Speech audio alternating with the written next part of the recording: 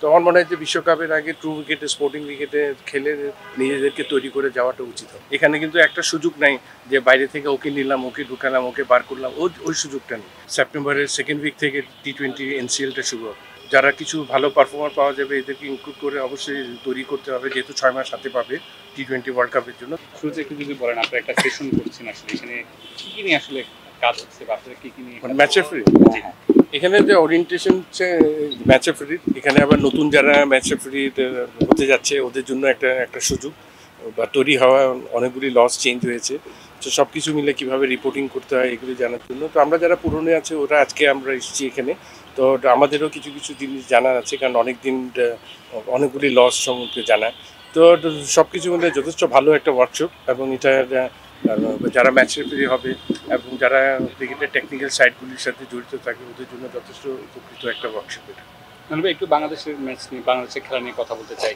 Back to back আমরা দুটা series জিতেছি টি-20তে, শর্টার ফরম্যাটে জানেন যে আমরা খুব একটা ভালো জানা, তারপর শ্রীলঙ্কা পাকিস্তানের মতো দলকে হারিয়েছে। এটা আমাদের জন্য একটা পজিটিভ সাইন কিনা বাংলাদেশ?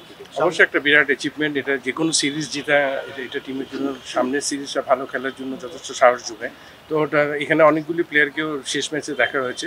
তো আমার মনে হয় এই জায়গায় ওই এক্সপেরিমেন্টটা না করে, কারণ পাকিস্তানের সাথে একটা সুযোগ ছিল একটা ভালো সিরিজ শেষ করার, এই জায়গায় সুযোগ ছিল, ওই জায়গায় এক্সপেরিমেন্ট না করলেও হতো। তারপরে আমি বলবো যে যেহেতু সামনে আর বেশি সময় নেই, যে বিশ্বকাপের সামনে এশিয়া কাপ আছে, তো সেই জায়গায় আমার মনে হয় যে পুরো কমপ্লিট একটা 20 জনের একটা পুল করে আগানো উচিত এবং বেস্ট পসিবল প্লেয়ারদের সুযোগ দেওয়া উচিত ম্যাক্সিমাম ম্যাচগুলো। এশিয়া কাপে আমাদের এই যে দলটা এখন আসলে আছে, যারা দুটা সিরিজ জিতেছে, তাদের নিয়ে আসলে কতটা আশাবাদী আপনারা, বা বাইরের আর কাকে কাকে আমরা ট্রাই করতে পারি? আপনি দেখেন এখন যদি ডোমেস্টিক টি-20 ক্রিকেটটা না হওয়া পর্যন্ত কিন্তু বলা মুশকিল। আপনার কিছু বেটার পারফরম্যান্স যদি পাওয়া যায়, এখানে অনেকগুলি প্লেয়ারের কিন্তু টি-20 ফরম্যাটের performance up to the mark. তো সেই জায়গায় কিন্তু কিছু কিছু খেলোয়াড়কে দেখার জন্য অবশ্যই একটা ক্ষেত্র তৈরি হবে, কারণ সেপ্টেম্বরের সেকেন্ড উইক থেকে টি-20 এনসিএলটা শুরু হবে। তো এই জায়গায় একটা সুযোগ আছে, এই খেলোয়াড়রা যারা কিছু ভালো পারফর্মার পাওয়া যাবে এদেরকে ইনক্লুড করে অবশ্যই তৈরি করতে হবে, যেহেতু 6 মাস হাতে পাবে টি-20 ওয়ার্ল্ড কাপের জন্য। তো আমার মনে হয় সিলেক্টরদের জন্য একটা সুযোগ আসবে কিছু খেলোয়াড়কে দেখান এবং তৈরি করেন। নানু ভাই, আমাদের মিডল অর্ডারে একটু ঘাটতি আছে, বিশেষ করে হচ্ছে যে আমাদের সোহান কিংবা হচ্ছে যে অঙ্কনরা মানে পাইপলাইনে আছে, তাদেরকে কেমন দেখছেন বা কেমন করতে পারে?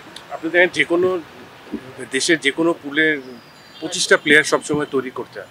এই জায়গায় কিন্তু ভেরি ইম্পর্টেন্ট পার্ট সিলেকশন প্যানেলের 25টা প্লেয়ারকে রেডি না করলে আপনার এই ফরম্যাটটার মধ্যে, কারণ সবার থেকে সবসময় আপনার একই পারফরমেন্স পাবেন না।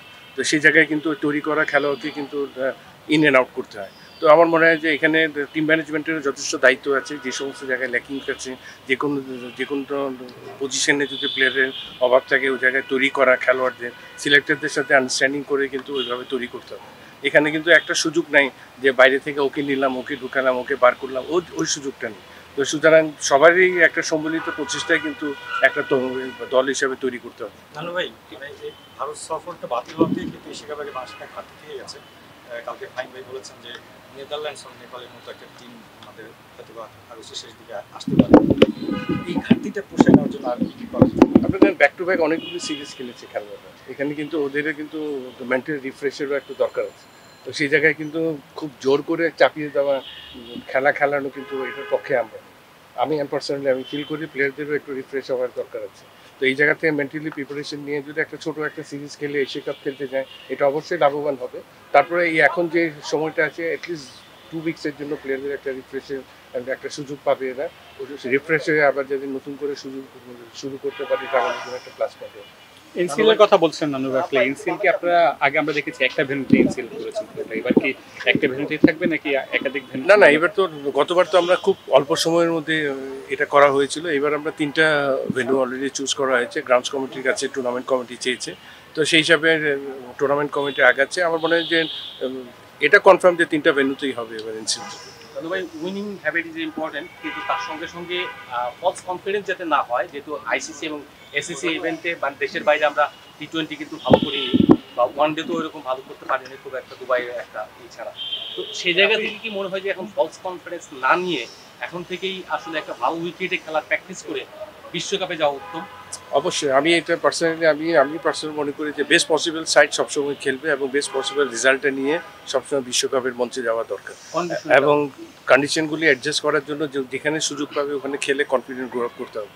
তো আমার মধ্যে প্লেয়ারদের এই সুযোগটা টিম ম্যানেজমেন্টেরও দায়িত্ব আছে এই জায়গাটায়, কোন কন্ডিশনে খেলে প্লেয়াররা কতটুকু কোন উইকেটে খেলে কীভাবে আগাবে ওভাবে চিন্তা করতে হবে। তো আমার মনে হয় যে বিশ্বকাপের আগে ট্রু উইকেটে স্পোর্টিং উইকেটে খেলে নিজেদেরকে তৈরি করে যাওয়াটা উচিত হবে।